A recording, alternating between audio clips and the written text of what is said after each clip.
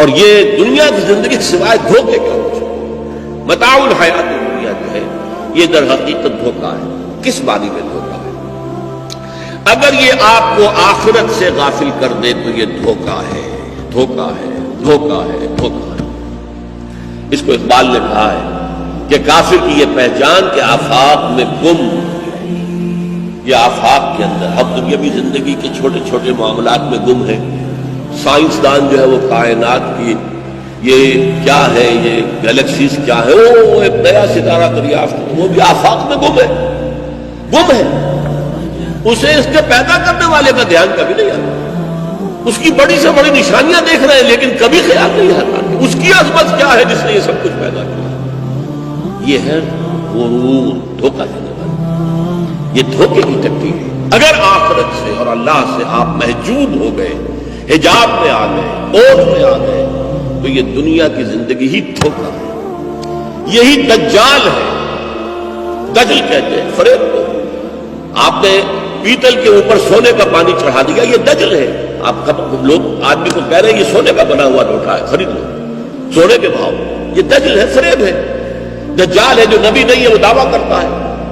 ثلاثون کذابون دجالون، حضور نے فرمایا میری امت میں 30 دجال پیدا ہوں گے جو کہ نبوت کا دعویٰ کریں گے، حالانکہ میرے بعد کوئی نبی نہیں. وہ غلام احمد قادیانی ہو، بہاء اللہ ہو، ایرانی کوئی بھی ہو. اس سے پہلے حضور کے زمانے میں 6 پیدا ہو چکے.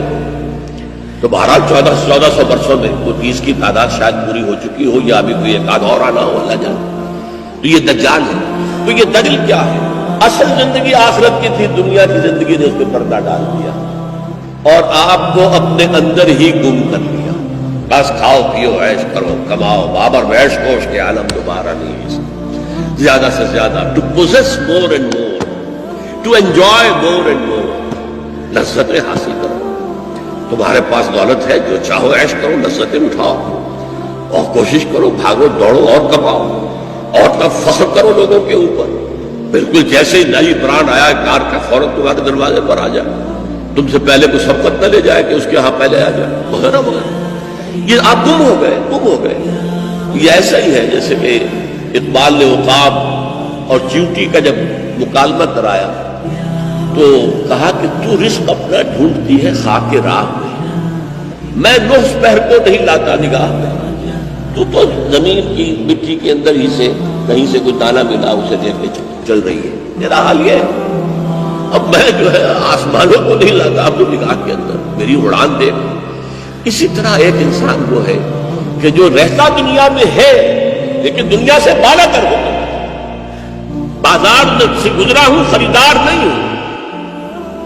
کن فی الدنیا کا انک غریب و عابر سبیل. دنیا میں ایسے رہو جیسے کہ تم اجنبی ہو.